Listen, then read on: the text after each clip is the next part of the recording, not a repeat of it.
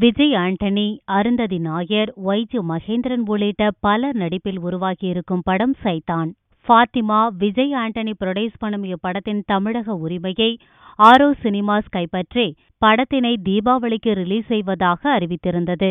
இப்ப என்ன நடந்ததோ எது நடந்ததோ தெரியல, படம் தீபாவளி ரிலீஸ்ல இருந்து தள்ளி போகுதாம்.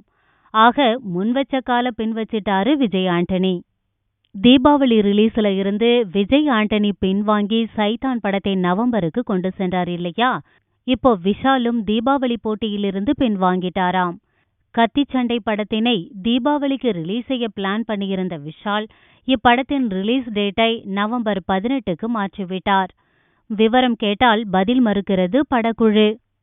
காதலர் நாக சைத்தன்யாவுடன் நெக்ஸ்ட் இயர் மத்தியில் மேரேஜ் பண்ணியிருக்கிற காரணத்தால புது படங்கள் கமிட் பண்ணாம இருந்தார். இந்நிலையில் பொன்ராம் டைரக்ஷன்ல சிவகார்த்திகேயன் நடிக்க இருக்கும் படத்துல நடிக்க சமந்தாவை அணுகிய போது மேரேஜுக்கு முன்னாடி படத்தை முடிச்சிடணும்னு சொல்லி படத்துக்கு கமிட்மெண்ட் கொடுத்திருக்கிறாராம். ஹரி டைரக்ஷன்ல சிங்கம் பார்ட் 3ல நடித்து வரும் சூர்யா அடுத்ததா விக்னேஷ் சிவன் படத்தில் நடிக்க தேதிகள் ஒதுக்கியிருக்கிறார். இந்த படத்துல சூர்யாவுடன் நடிக்க ஹன்சிகாவை தான் முதலில் அணுகினாங்களாம். அவங்க பல ரீசன் சொல்லி விலகவே இப்ப சூர்யா ஜோடி ஆயிட்டாரு கீர்த்தி சுரேஷ்.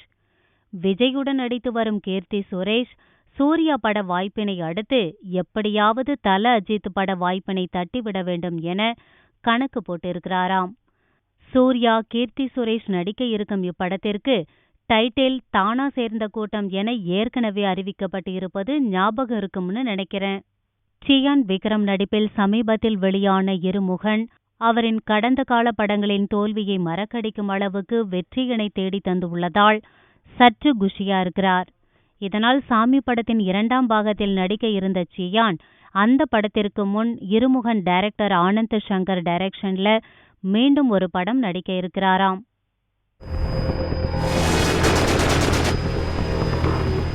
கருப்பு கண்ணாடி டைரக்டரின் சிஐடி படத்தில் நடிக்க கமிட் ஆகியிருந்தார் 6 ஃபீட் சிங் நடிகை.